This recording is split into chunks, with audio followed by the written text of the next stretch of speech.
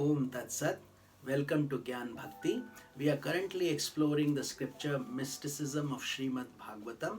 Commentaries by my Guruji, Swami Jyotirmayananda ji, narrated by myself, Swami Nikhilananda. So yesterday we had completed the allegorical story of Puranjana is reborn as Princess Vidarbhi, and we were covering the mystical meaning, and we will continue from there.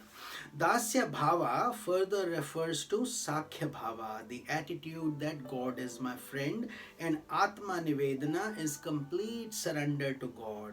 These two are implied in the enumeration of the 7 stages of devotion. Princess Vidarbhi's sons, in turn, had many sons, which refer to numerous divine sentiments. Her one daughter symbolizes bhava, or divine feeling.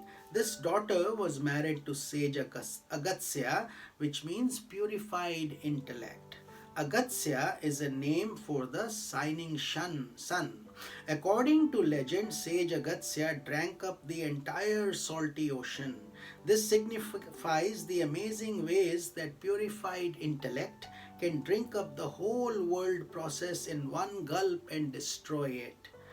That Agatsya was the son-in-law of this aspiring soul, Princess Vidarbhi. The son of Agatsya and Vidarbhi's daughter was Dridachyuta. Dridachyuta means infallible, implying one who will not fall for the temptations of the world, one who is established in dispassion. Dridachyutya. Drid means firm. The son of Dridachyutya is Idmavaha, which means one who goes to a guru and is guided by the teachings, like a good disciple, Shishya. In summary, then, the description of Princess Vidarbhi and her progeny is intended to show how the aspiring soul emerges as the mind becomes purified through the process of spiritual evolution. Previously, Vidarbhi was King Puranjana, the soul caught in the bondage of ignorance and driven by the karmic process to enter human embodiment. As Puranjana, that soul was constantly led by the conditioned intellect, represented by Queen Puranjani, into ever-increasing entanglements and the creation of new karmas. Filled with endless desires for perishable enjoyments, that Puranjana remained insensitive to the divine presence, perpetually supporting and guiding him. However, through a process that is like an internal reincarnation, the soul becomes Princess Vidarbhi. That is, the soul becomes an aspirant, ascending the path of devotion and moves towards the goal of liberation. As devotion and wisdom increase and spiritual sensitivity unfolds, the voice of God or the divine self within is heard with increasing clarity. The soul recollects itself as an inseparably connected to God, companion of God, like Ishvara and Jiva in the Upanishadic illustration of 2 birds dwelling on the same tree. Ultimately, with the full blossoming of intuitional knowledge, we realize that we are not a separate individual among countless individuals. We experience, I am the divine self, I am all, the whole universe is reflected in me in pure consciousness. With this realization, the soul attains enlightenment and the cycles of birth and death terminate forever. So that is the ultimate goal of every soul. So with this we conclude the story of Puranjana and the deep mystical meaning for every human embodiment and the true purpose of that life. So let us move on to a new story, the story of King Bharata. These are all very beautifully portrayed in Srimad Bhagavatam, and then Swamiji has further dissected it for spiritual aspirants so they can evolve, make meaning of their life, and incise like an expert surgeon, do surgery on the deeper meaning of the stories so we can understand and take the nectar and apply it in our daily lives. That is the real glory of these scriptures. As I often say, scriptures are generally password coded. Most average people don't understand them very well. Therefore, they have to be properly studied under the proper guidance of a guru and with faith and dedication. Only then do we get the benefit. So let's continue the story of King Bharata. Long, long ago, in ancient India, there lived a great king known as Bharata, who was famous for his righteousness as well as his valor. Having ruled his kingdom for many years, he relinquished his throne to the eldest son and entered into the forest in order to devote his last days to the practice of meditation and prayer. Every day, the king took a ritualistic bath in the river and performed meditation and repetition of mantra. One day after his bath, he was engaged in repeating Om when he caught sight of a pregnant deer who had come to the river for some water. Suddenly there was a terrible roar of a lion, and the deer, frightened of her life, sprang into the river and hastily swam across it. While doing so, she gave birth to a fawn who became separated from its mother due to the swift currents of the river.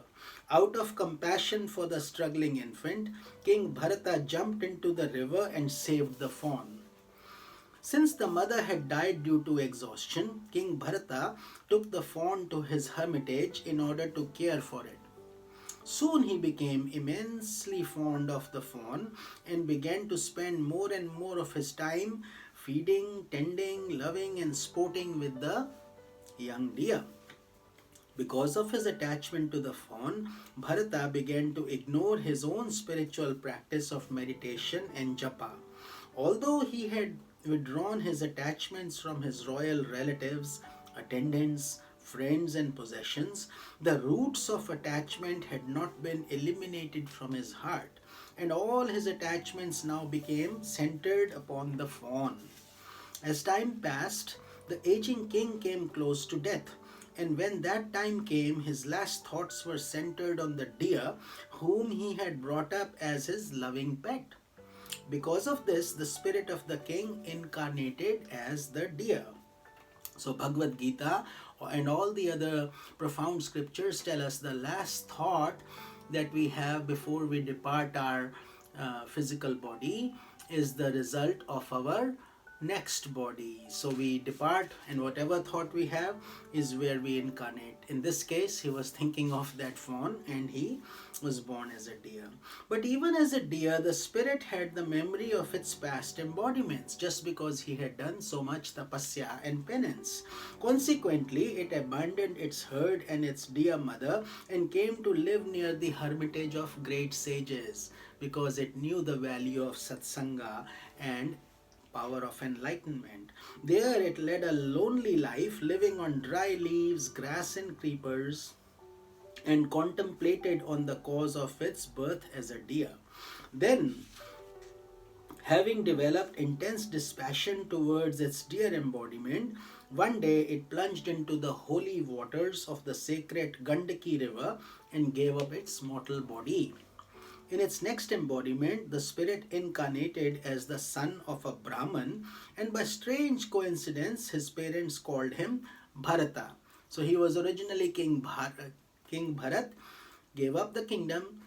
Next embodiment, born as a deer, gave up the body, and this time born as Bharata again, coincidentally.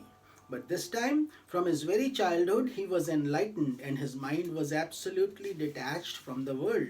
Because he was so immersed in the universality of the self, it was impossible for him to attend to the normal values of worldly life. Not knowing his spiritual greatness, people began to call him Jad Bharata, which means Bharata, the dull-witted one, Jad, inert. And it is by this name that he became famous and known to the world. His brothers would order him to prepare and plow the field, and he would do so. But he didn't notice if he was leveling the ground or making it uneven, digging too much or too little, because he was immersed in God thoughts all the time. Similarly, he would not notice any difference between sweet pudding or the burnt food for his senses and eating. So he ate both as they were given to him. At time as it passed, his relatives did not care for him anymore, and he wandered freely according to his will. He performed actions to please others whenever asked, but he did not care whether or not they gave him money or food for his labor.